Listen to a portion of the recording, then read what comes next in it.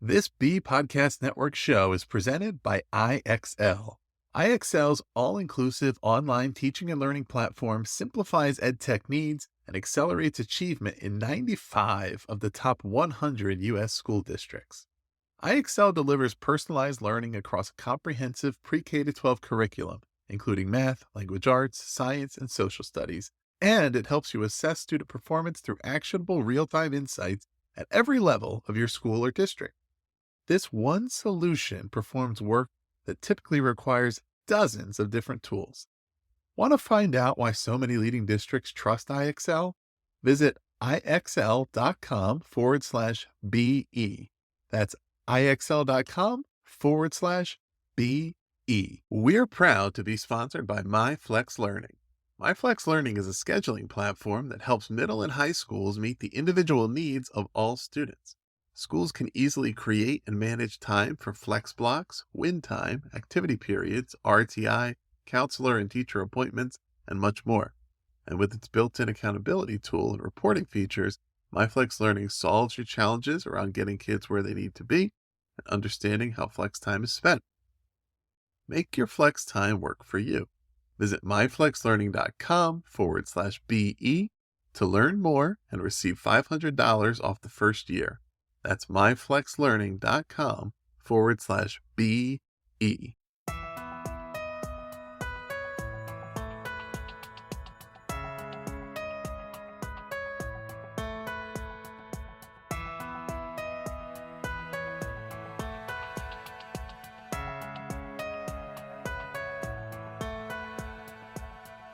Welcome, everybody, to another great episode here of The Authority on the B Podcast Network. If you're listening when we're just releasing, this is the 4th of July week, so I hope you're all having a nice holiday here. But of course, don't skip a week listening to us. We have a great episode today. My guest is Dave Fleming. Dave is a senior writer at ESPN, and during the last 3 decades at Sports Illustrated, ESPN The Magazine, and ESPN, he's been one of the industry's most prolific, versatile, and imaginative long-form writers. He's traveled the globe while penning more than 35 cover stories, and everything from the Super Bowl to Steph Curry, musical chairs, the World Championship of musical chairs, which I never made it that far. I was the kindergarten champ, and NFL's obsession with glutes. And his new book is Who's Your Founding Father? One Man's Epic Quest to Uncover the First True Declaration of Independence. Perfect topic for this week. Dave, welcome to The Authority. Thanks for having me. I'm glad to be here. Let's start here with a big question. We'll see how you can answer. But is everything we think we know about the founding of America wrong? Well, we can get into it, but yeah, pretty much. And trust me, I was as shocked as you were. And I thought for a second you were going to ask me about my musical chairs experience, but congratulations on your championship. But well, did you get to participate, I guess, while you were covering? Did they get you in there and say, well, you have to see how hard this really is? Yes, and it was. I had no idea it was like roller derby. And I made it to the world semifinals. But trust me, that the hitting and the getting knocked off my feet at the musical chairs world championship, not nearly as much of a shock to the system as kind of what I learned on this while researching this book. I can imagine. Let's start here. We're obviously going to get into a lot of details here and some things that are, I think, going to provide some new perspectives on our country's history. What got you interested in the story in the first place? It became an obsession after a while, but initially we moved to North Carolina about 25 years ago. And when I realized that this was going to be our home and the place where we raised our children, I think the natural inclination is you start to look into the history and the, kind of what makes this place special, what makes it stand out. And I remember very specifically dropping my daughter, Kate, off at her elementary school. And I was waiting, I think, to talk to a teacher or something in the lobby. And there was a North Carolina flag hanging in the lobby. And the date on the North Carolina flag is May 20th, 1775. And, this was like 15 years ago. And the thought occurred to me, it's like, well, why would North Carolina's date be 14 months before we even declared independence as a country? And you can appreciate this, right? Because it seems like you're into these kind of like rabbit hole threads and all this sort of like, maybe we don't know what we think we know. Uh-huh. Just asking that one question sent me down this incredible historic rabbit hole that again sort of proved to me that everything I thought I knew about the 4th of July and about the founding of America was incorrect or incomplete. And so it was just seeing that one date and asking that one question and pulling that one thread. And my God, here we are 10 years later. And so that date, May 20th, 1775, that date, it has a significance. You found out, okay, wait a second, right? And it's the kind of thing that a lot of people might see it and not really even think about it. And then there's a lot of other people who I'm sure gave it a lot of thought. Where does that date originally come from? Like, why is that date on the flag? In my work, I've collaborated directly with hundreds of educators to support their success. Do you know which of their edtech frustrations comes up time and again? The sheer number of tools out there and the difficulty of knowing which ones schools like theirs are using to get results. IXL is different. Not only does it perform the functions of dozens of tools, it's currently delivering results for 1 in 4 U.S. students, including those in 95 of the top 100 districts. Another major pain point that comes up: when a school is excited to implement a new tool only to find out the teachers hate it. Yikes. It helps to know that IXL is loved and trusted by more than 1 million teachers, saving them time on prep work while enabling them to better support student learning. IXL is research proven to accelerate achievement. Studies across 45 states show that IXL schools outperform non-IXL schools on state assessments. And independent research from Johns Hopkins University verifies that IXL meets ESSA Tier 1 standards. With those results combined with IXL's teacher-friendly reputation, what more could you ask for? If you have a goal to increase achievement for all students, make sure to find out what IXL can do for you. Visit IXL.com/BE for a demo. That's IXL.com/BE. So it dates to a story about the men, the patriots who founded Charlotte, and which was back in 1775, was on basically the American frontier. They were mostly Scots-Irish Presbyterians, but those men, that group of men, and it ranged from farmers to religious fanatics to bartenders to Princeton scholars. This incredible, crazy group of men who founded Charlotte almost 250 years ago. They were the first Americans to formally declare independence from England in writing on May 20th, 1775. And in fact, not only did they do that, and it's a fascinating story of what led them to that point where they were just like, screw it, we're just putting it in writing, like we're not waiting.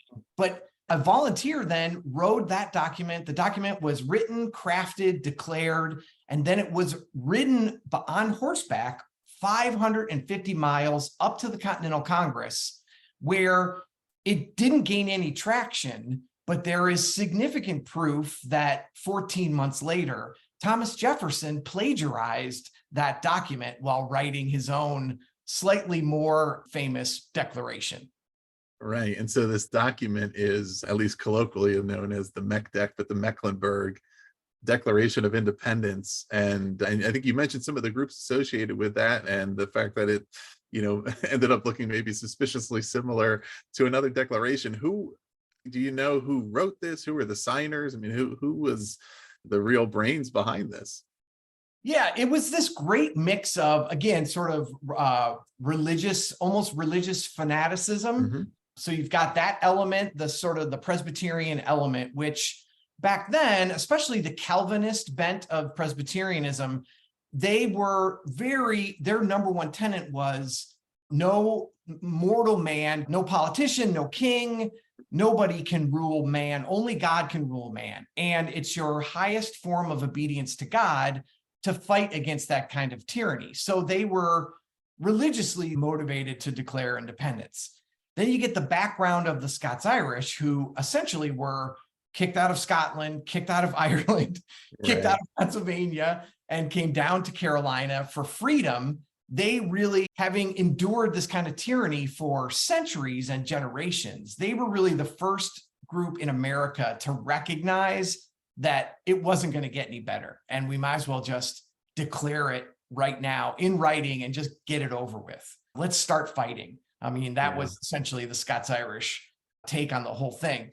But part of this perfect storm, right? We've got religion, we've got geopolitical Scots-Irish background, and that sort of feistiness is definitely part of this. But then it's incredible. The 6 men who really formed and crafted and wrote out the Mecklenberg Declaration of Independence were all Princeton scholars that just happened to be in Charlotte during that time when all this stuff was going on. So it's a really unique, it's a very sort of American thing, right? That it's, you've got these sort of angry Scots-Irish who just want to fight everybody. They're the ones who sort of say, let's do this. And then you actually have these Princeton scholars who could put it into words and write it down and declare it. Yeah, again, this incredible perfect storm formed this declaration. And, you know, in a strange bit of coincidence, they were meeting in Charlotte at the courthouse in Charlotte at the very moment when word of Lexington and Concord arrived. And that was really the final, that was the spark that just blew this whole thing up. Yeah, so because of these Princeton scholars, I think what you uncovered is New Jersey, right, lays claim to the true declaration here. So these were the days, right, pre-AI, where plagiarism was a little harder to prove. But at some point in time, John Adams, Jefferson's lifelong rival, comes across this MecDec and says, this sounds familiar. Did he go as far as really accusing Jefferson of plagiarism? He went even farther than that. He put it in 1819, when John Adams discovered the MecDec, he put it in writing to Jefferson and to other people that he knew, accusing Thomas Jefferson of plagiarizing the MecDec. So John Adams did not mince words, right? He immediately, when he discovered the MecDec, he immediately wrote to Jefferson and said, basically, you're busted. I caught you. I knew you were a phony all along, and now I have receipts, because this MecDec sounds a lot like, in probably 5 or 6 different areas, a lot like the declaration that Thomas Jefferson claimed to have written all by himself. So that's really where the story for me, it was kind of like, okay, is this it's a legend, it's a folk tale. And then you see John Adams' handwriting accusing Thomas Jefferson of plagiarism. You're like, okay, this really happened. Did Jefferson have a defense that you found? It was kind of a typical Jefferson defense, right? He tried to make nice, then he tried to sort of like defer. You know, for centuries, all Jefferson had to do, because he was held in such high esteem, all he had to do was say, especially his cronies, how dare you even question the character of Thomas Jefferson? But you know, in the last 20 years, Thomas Jefferson's character, our perception of his character has done a complete 180. Back then, you could say, oh, I think he plagiarized, and people would say, oh, no, he would never be capable of that. And now it seems like maybe 9th or 10th on the list of the worst things Thomas Jefferson did in his life. I know in the book originally, I was just going to write, Thomas Jefferson enslaved his own children. So he probably was capable of plagiarism. Right. And he seems to have, even again, in these days when it may have been relatively easy, honestly, for something like this to have gone undiscovered, that he still went to some lengths to cover this up and try to cover his tracks, even if he wasn't ultimately successful. Yeah. And I think, again, what was really fascinating and hard to do, right? Because nobody wants to kind of learn these terrible things about people that we've held in such high esteem, but it really fits a pattern of Thomas Jefferson's throughout his entire life, right? Do terrible things, take credit for stuff you didn't do. When you get exposed, cover it up and get your cronies to sort of help in the conspiracy to cover it up. And the MecDec fits perfectly into the actions that Jefferson took throughout his life. It's uncanny, really. And I think, again, With Jefferson, it comes down to the lie. That's the other thing you discover about the Declaration and July 4th is that he wasn't tasked with writing anything original. He was just told to sort of take care of this, essentially what was overdue paperwork. We were at risk of losing the Revolutionary War before we had even declared our independence. And so it was a rush job. And they were like, look, just cut and paste, grab stuff from everywhere, all the sentiments of the day, synthesize it. And so we have something we can sign formally. And that's what he did. But when the Declaration became famous and became this incredible document of human history, Jefferson then took full credit for writing it, even though it was a committee. And he also took full credit for all the ideas and phrases, which was just 100% not true. Yeah. So much of what you describe about Jefferson, even in this light, is making me think he would fit right in modern times, wouldn't he? He's blatantly being caught doing something, lying about it, going about his life anyway, creating his own narrative, his own legend. In a lot of ways, it makes complete sense, right? Could anybody really be this good at this many different things? Of course. And like you said, it was a functional document, right? It wasn't meant to be a distinctive prose. It was meant to communicate a specific demand. And then once it becomes something that's lauded, it's like, yeah, of course, I'm a genius. I wrote this. It's beautiful. I got to tell you, the point though that you make, and it is so good because it helped me, because I was like, in reading the things that like John Adams and his supporters wrote to Thomas Jefferson and the stuff that the Jeffersonians accused John Adams of, I was like, oh, okay. The political climate today, not nearly as rough or disorganized or awful as it was at the very founding of our country. And it does put you at ease a little bit because you're like, okay, this is part of democracy. This has been going on in cycles for our entire existence as a country. Yeah, the stuff that Thomas Jefferson's cronies accused John Adams of being a hermaphrodite, not possessing the sensibilities of a woman and not strong enough to be thought of as a man. And, it's like, okay, maybe all the political rhetoric today isn't quite as bad as we think it is. Right. Yeah, it's interesting how these things, they keep coming back. So going back to the beginning, you noticed this date on the flag. You thought that's curious.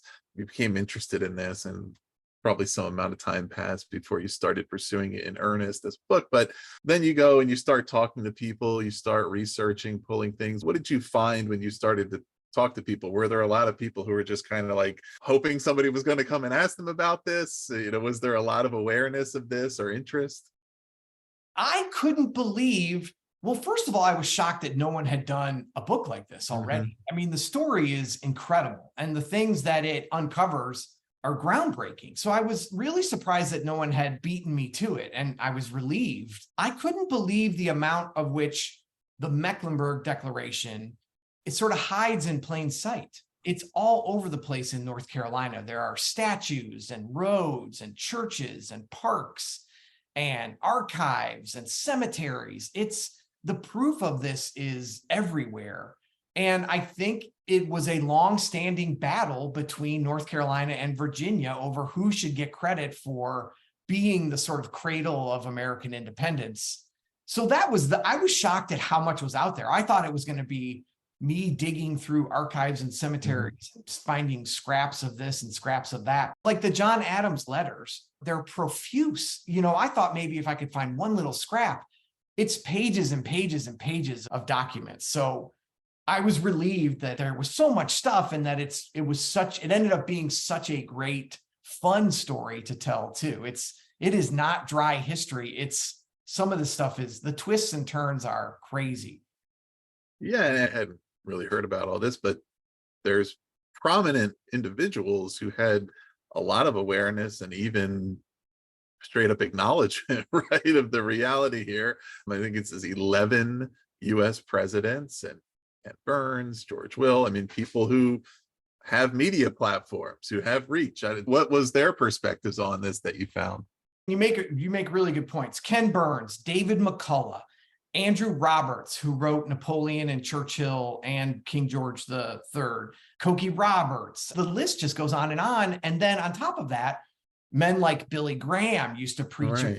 about MecDec, and 11 US presidents, 5 US presidents have come to Charlotte to celebrate and commemorate the MecDec in person.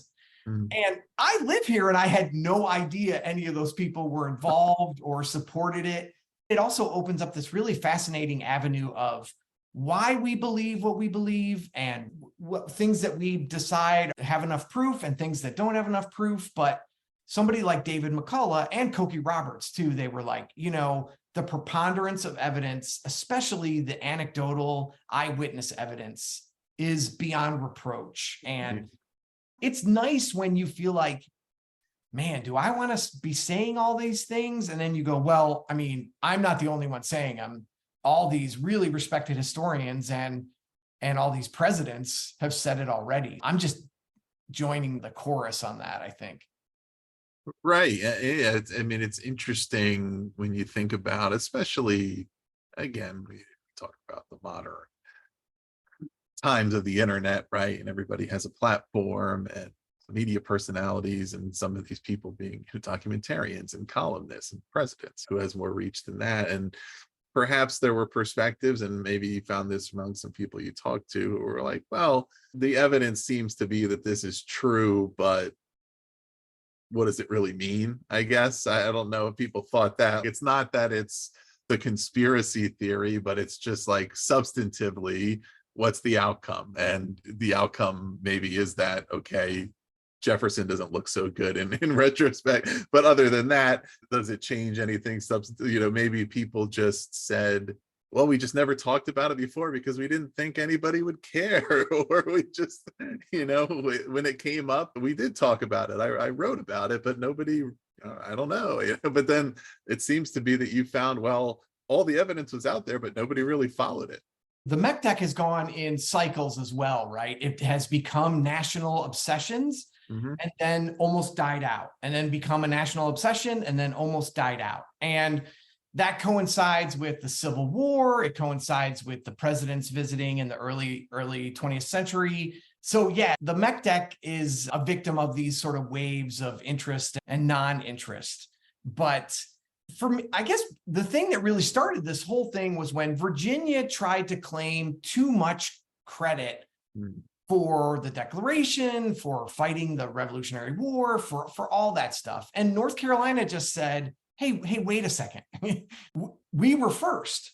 And I do think we care in America. We care who was first. We care who was the first man on the moon. We care about the first person to break the 4-minute mile. Like, being first matters. And in this instance, it really does, because again, from a patriotic standpoint, by the time Jefferson wrote his declaration, it was already a foregone conclusion that we were at war. People had already died. It didn't take a lot of bravery to write his declaration. It was overdue paperwork. But what the men in Charlotte did, they did it before it was safe to do it. They did it knowing that if somebody found this document, they could all be hung for treason. So to me, it does really matter. It does really matter who did it first. Yeah. And you make another really good point about, for the longest time, after we declared independence and we fought the Revolutionary War, the idea that this democracy would actually catch on or work or even last, nobody really knew that for sure. And so for the first 50 years, almost 45 years of America, no one celebrated the revolution or the Declaration. It was like we couldn't even take a breath. We were trying to sort of see if this experiment would work. And I think that really contributed to the MecDec being lost to time, because all of these decades went by before somebody celebrated who was first at declaring independence. And then it was kind of like you said, is it really that important? Right. July 4th wasn't July 4th until whenever, right? And then by that point, it was assigned by whomever was around at the time and wanted to make it a big deal. And except for in North Carolina, because forever they have celebrated May 20th, not instead of, but bigger May 20th bigger than July 4th. Even I live in a little college town, and I found some records from about 100 years ago where the faculty was arguing that they should do away with July 4th and celebrate May 20th as our Independence Day. So at least here where I am, yeah, the date is a big deal. Yeah, well, why not have more than one? It starts in North Carolina. You start to see the evidence. You're finding documents in small towns across the state. So what made you travel to London as part of the process? That seems like it's a bit of a distance to go. Yeah, there's a great scene in the book where I'm full on obsessed now with the MecDec, with like searching through archives and cemeteries. And my wife is, I mean, God bless her, she's supporting me this whole time. But when I was at my deepest obsession, I found that there were possibly proof and documentation of the MecDec in the British National Archives. And I texted my wife and said, I think I need to go to London. And she was like, okay, are you going to use frequent flyer miles? I'm like, yeah. And she was like, all right, have a good trip. But the original document, the original Mecklenberg Declaration of Independence, burned in 1800, which is not uncommon. That happens all throughout American history. Documents that are really important burned. I mean, house fires were incredibly common. So the original document was destroyed, but there is proof that it was printed in newspapers. It was referred to in church records, in war pension applications. And it was mentioned several times by the final royal governor of North Carolina, Josiah Martin. And all of his archives and documents and letters are in the British National Archives. And there was also some speculation that in some of these letters that he sent to the Earl of Dartmouth, who was essentially like the Secretary of State during the Revolutionary War for England, that Josiah Martin, in his letters about the MecDec and about the sort of full-on rebellion that was going on in North Carolina, he included a reprint of the MecDec from a newspaper at the time. And what I discovered in the British National Archives is this has been there, that letter and that newspaper had been there for hundreds of years until an associate of Thomas Jefferson's went to the archives, took the proof out, and destroyed it. And there's actually a handwritten note from an archivist that says the name of this man, that he was associated with Thomas Jefferson, and that he took the proof and didn't return it. And so again, now it's like, well, I'm not just writing a book. I'm in the middle of like a national treasure part 3. I felt like Nick Cage or Indiana Jones, because now it's like a full-on conspiracy that goes all the way to the height of the US government and across the Atlantic Ocean. And now a quick break for a word from our sponsor, MyFlex Learning. Let's talk about flex time in schools. The potential benefits to our students make it totally worth exploring. There's more time for personalized learning, increased choice and agency for students, and the increased engagement that comes along with it, dedicated time for intervention, and overall, as school leaders, it provides you and your faculty more tools to increase academic achievement. But the implementation and management of flex time can be a challenge. Tricky logistics and a lack of clear accountability systems can prevent teachers from buying in. It can hold you back from ensuring students make good use of their time. That's why I'm pleased to share that MyFlex Learning provides a solution to these challenges and more. MyFlex Learning helps you create and manage flexible time for any purpose. And with the seamless SIS integration, a student locator, flexible daily rostering, and intuitive mobile app, it eliminates the common challenges of implementation and management. If you want to see for yourself, visit myflexlearning.com/BE to learn more and receive $500 off the first year of use. That's myflexlearning.com/BE.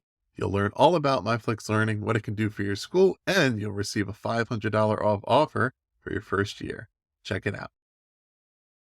It sounds as though you determined pretty quickly when you started looking into this that there was a lot of evidence around, a lot of documentation, that there was a story there, which is making me think, obviously you went to London, also some other travel involved here. At what point were you officially working on the book? At what point did you have the book deal and you knew? Because it sounds as though, right, you determined pretty fast, yes, there's a book here, there's a lot of stuff around here, but certainly once you start to make these trips, that's probably once you know what you're working on.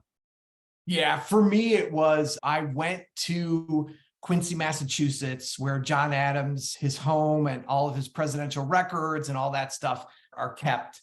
And when you see his letters to Thomas Jefferson about the MecDec, and you can hold them in your hands, that's when, for me, it's a really good point. That's for me when it was like, I'm all in. And John Adams, it's really interesting. John Adams, in one of his final letters of his life and on the MecDec, he says, I hope future generations will investigate this more and make it more well known what happened, what the Patriots in Charlotte did, and how Thomas Jefferson abused that.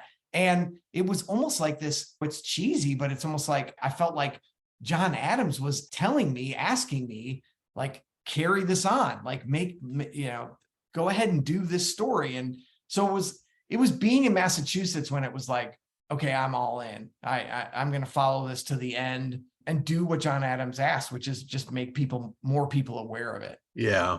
Yeah. I mean, it's interesting to think about there because you have to have some sense. You don't know exactly where it's going to go, but you have some sense. Okay, this is going to add up to something. It was making me think of, I won't identify them and not to knock my own medium, but a podcast series I listened to not that long ago that was, sort of investigative, right? Not quite to this level, but around a topic in the sports world. But it was maybe a 6-part series, and as I was listening to it, I was thinking, I think they started, they committed to 6 parts before they knew the whole story, because they kind of ran out of steam around part 3, right? There just wasn't as much to this story as was originally intended, and then it sort of putters along, versus in this case, of course, there's this vast web and a lot of things to discover. And I mean, the Freedom Spring, another thing here where it's like, oh my goodness, I'm really just uncovering all kinds of things. Yeah, we've all been guilty of that, where we start on a project that we think is going to be 6 episodes or 6,000 words, and you get into it and you're like, uh-oh, this is half the magazine pages I thought I would need. And there's no shame in that, but this one truly, even midway through it, it was like, oh my God, I could work on this for 20 years and not be. It was more that I had to cut off the spigot. And I understood, researching this book, why people take 10 years on books, because all these different threads and these really interesting angles, you could just follow them forever. And I think what really helped me too was I didn't write it as a history book. It's more sort of my adventure, trying to uncover this story. And that's what really gave the book, for me, gave it momentum, is that I had so much fun. It was such a blast kind of just doing this thing and following these threads. And you're right, Freedom Spring is maybe the best example of that. Freedom Spring is the natural spring outside of Charlotte, where these Princeton scholars used to meet to discuss writing the MecDec. So technically, this spring is the actual sort of birthplace, the cradle of American independence, because it was the first place where they decided, here's what we're going to say, here's when we're going to say it, here's when we're going to write it and declare it.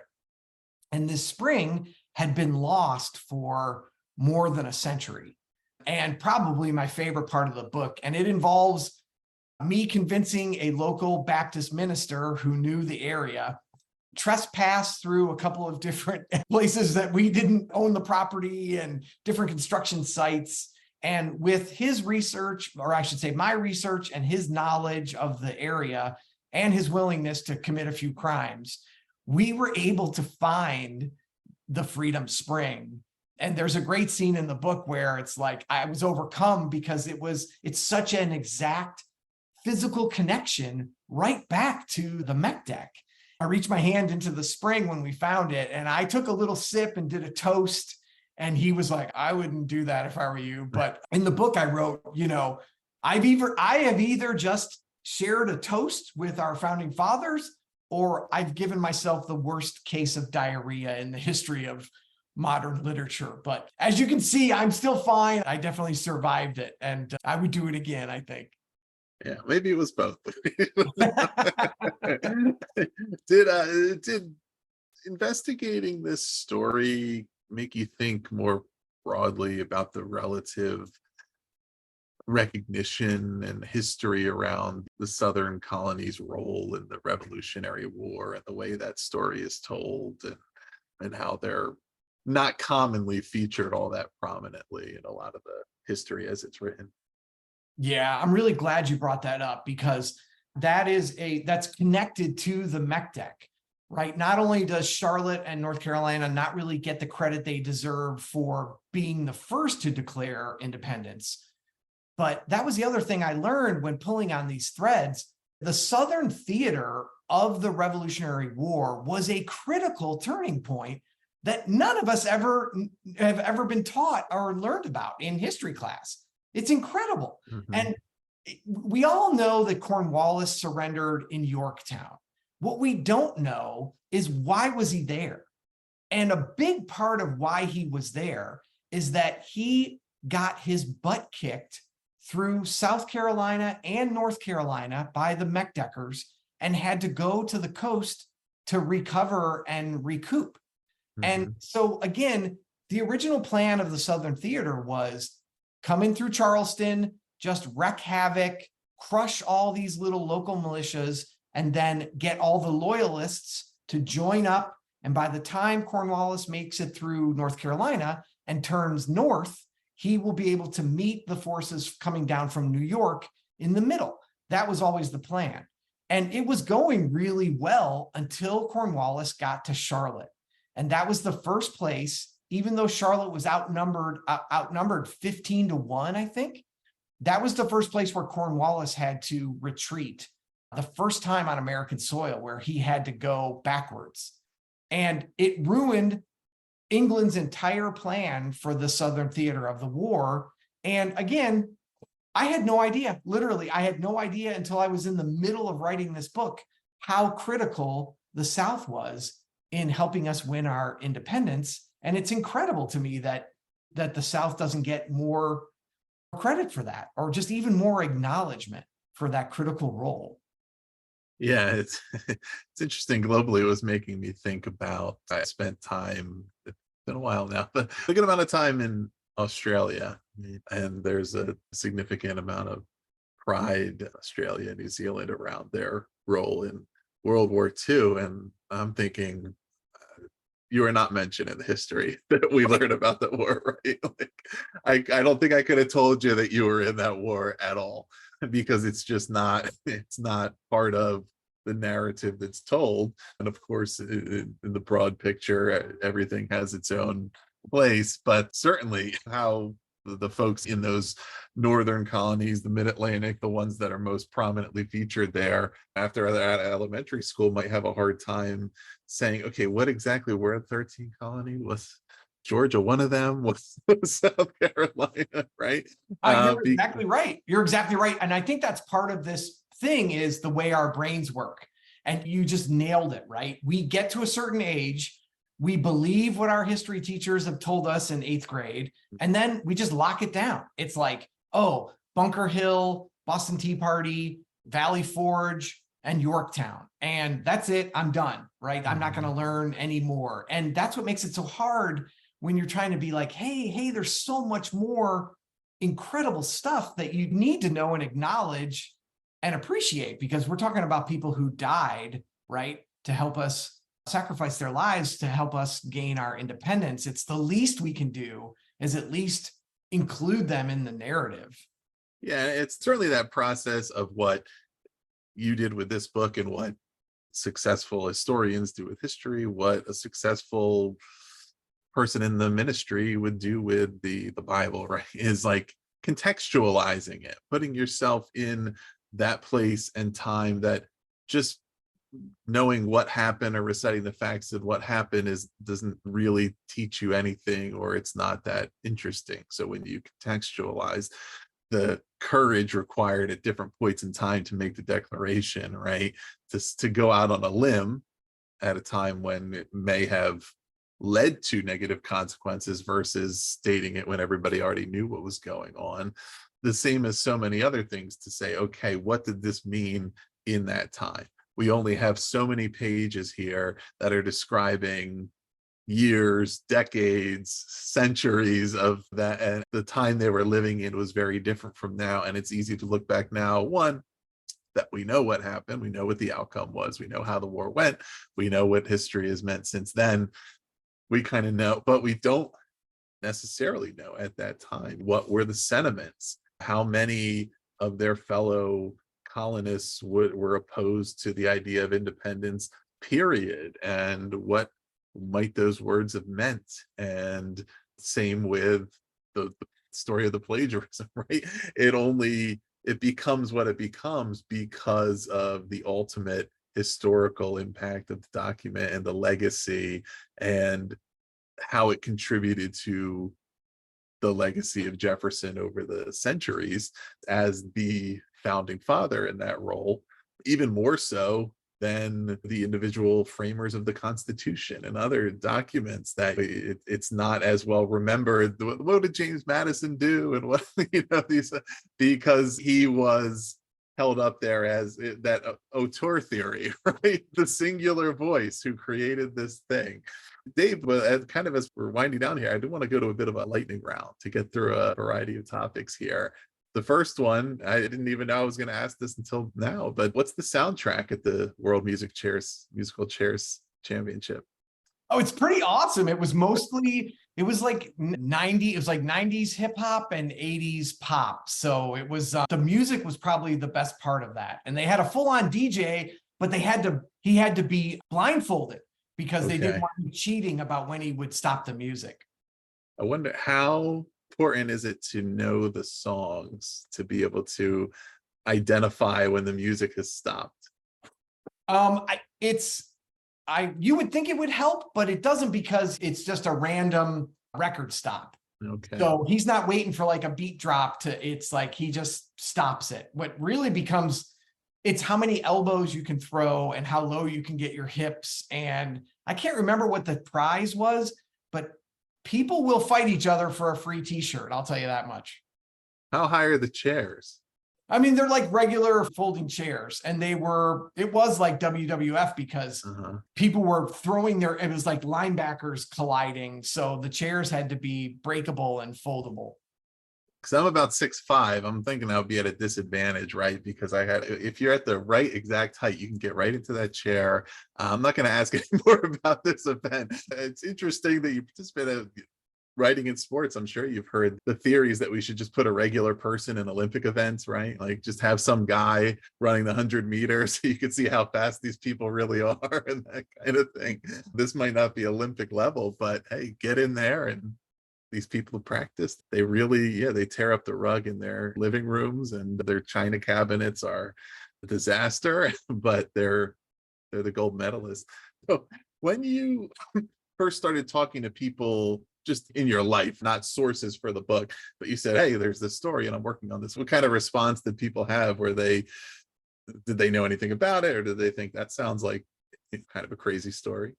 Thank you. I can't believe someone finally is going to do this story. And especially locally, right? It was kind of like, oh, thankfully the story will live on. But there is, and it's a term we call in the book, it's called MecDec face. And you've had it a little bit, and other people have it, when you learn these actual details behind the MecDec, behind the war, behind what Jefferson's accused of. People just can't believe it. Their jaws just drop that the actual truth behind these things, behind July 4th, is so much different than what our 8th grade teachers told us. So I got a lot of MecDec face in response. Yeah. And even throughout this, you're almost like cluing me into, I live in Virginia, but I didn't grow up here, but I have been here for quite a while, but I didn't know about this rivalry with North Carolina. We're in Arlington, so it's like not really Virginia because it's more DC, but I'm like, man, I didn't know I was supposed to uphold our legacy here against North Carolina. When Jefferson's cronies accuse North Carolina of lying about the MecDec, there are priests and preachers that went on record saying I will drive myself up to Virginia and physically confront any Virginian who doubts the MecDec. So North Carolina is not messing around. They had priests who were like, I want to fight anyone who doubts the MecDec. And I will add quickly, when William Howard Taft came to Charlotte to celebrate the MecDec, he said he would brain anyone who dared doubt the document. I don't doubt it. I don't doubt it at all. Was there anything that you found most shocking, even though when you knew there was a lot here, that really stood out as I did not expect to find that? It was the layer upon layer of awfulness with Thomas Jefferson. I think most of us know a few of those stories, but it was kind of like it was never ending. Mm-hmm. And I went into this thinking of him a certain way. And by the end, I was almost fatigued by just awful story after awful story after awful story. And I mean, whether it's his relationship with Sally Hemings, or the way he terrorized his friends' wives when they went out of town, or the way he lied about the MecDec and covered it up, or about his own sort of the way he approached slavery and the fact that I think he had 607 slaves and he only freed 2 of them during his entire lifetime. That to me was, the book's been out for a month. I'm still in shock when I think about the difference between what Thomas Jefferson was really like and what we all perceived him to be like. Right. Was there anybody who came out positively on the other side of that? Anybody you learned or you knew about prior to the book, but came out saying, oh, I actually have a newfound appreciation for this person? I think a lot of it, for me, it was John Adams, right? Mm-hmm. Again, we've all we read the book and we've seen the HBO thing, and he's sort of turned into a cartoon character, right? Of a grumpy old man. I think without a doubt, one of, if not the greatest Americans in history, just what he stood for and the work that he did and committing his entire life to getting this country off the ground. And then associated with that, you realize that his secret weapon was Abigail Adams, was his wife. She really was the true sort of badass of that family. So that was kind of nice to uncover a deeper sense of who John Adams was. Right. Who was Captain James Jack? So he's known as the South's Paul Revere, but he's the guy on May 20th, 1775, when they write and declare the MecDec. They look around for somebody, and they need a volunteer to risk his life to ride the MecDec by horseback up to the Continental Congress in Philadelphia.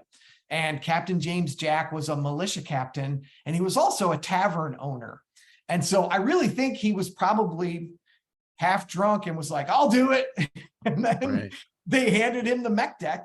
And knowing that if he got caught with that, he would be hung for treason, he rode the MecDec 550 miles all the way up to Philadelphia. And so in Charlotte, there are beers named after Captain Jack. There's an incredible statue. There are parks. Our soccer team is named in honor of him. He is like a legend in Charlotte. 550 miles is a trip.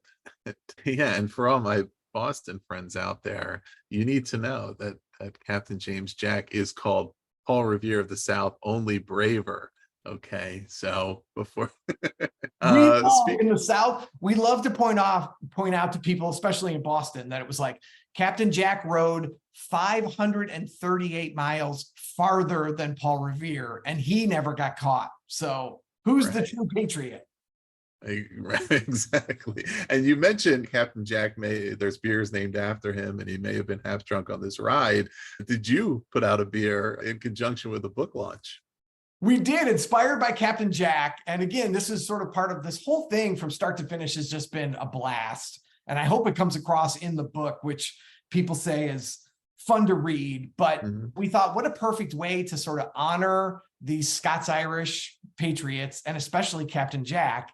The publisher teamed up with a local brewery near where I live in North Carolina, and they put out MecDec Honey Ale associated with the book. And the cover of the book is on the cover of the beer. It's actually quite delicious. And this past month, it's been the brewery's #1 selling beer. The book might not be selling, but the beer is. There you go. Well, if you're down there in North Carolina, check it out.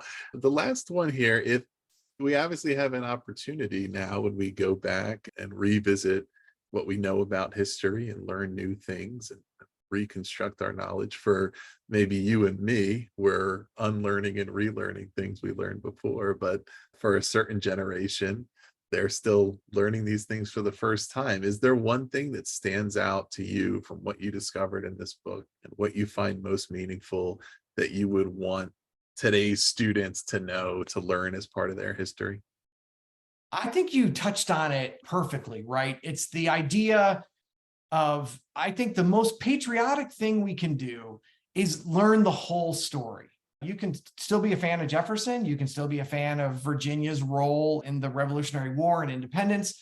All I'm saying is expand your knowledge, right? Learn as much as you can. Don't put those walls up after you learn 4 or 5 things and you memorize them and then move on. Be open to all these incredible threads of history that as a tapestry really make up who we are and how we started as a country. And so I'm not saying make up your mind on one thing or the other, just be open to all the different threads and ideas out there, because just by being open to that has sort of taken me on this incredible adventure. And I would encourage other people to do the same thing. Amazing. So, Dave, I really want to thank you for being here on the show. Anything else you're working on right now or anywhere else our listeners can check out what you've been working on? You can see all my work really at my Twitter, which is Flem ESPN. And I do have a couple of different great stories working right now for ESPN that'll probably be coming out this summer sometime. But they deal with different topics such as sports riots, burpees, and this strange story about sports collectors and Barbies. So I'll just give you a little hint about that. After you finish the book, you should check that out. Great. Well, I hope your interest is peaked out there, listeners. Yeah, please do. We'll put the link below to Amazon and to Hachette as the publisher for Who's Your Founding Father, where you can find the book. If you missed Father's Day, maybe you can buy it for your father or just enjoy it. It's a great summer read. Course, relates to everything that's happening right now with the 4th of July and independence and the time of year when we think about these things, right? So perfect timing there. Please also do subscribe to The Authority for more author interviews like this one, and visit bpodcastnetwork.com to learn about all of our shows. I think we're at 25 plus now. I should know this as the co-founder, but I can't even keep up. We're doing pretty well here. Dave Fleming, thanks so much for joining the show. Oh, thanks. I had a really good time. I really appreciate it. And happy second Independence Day, I guess. We'll put it that way. Absolutely. Thank you.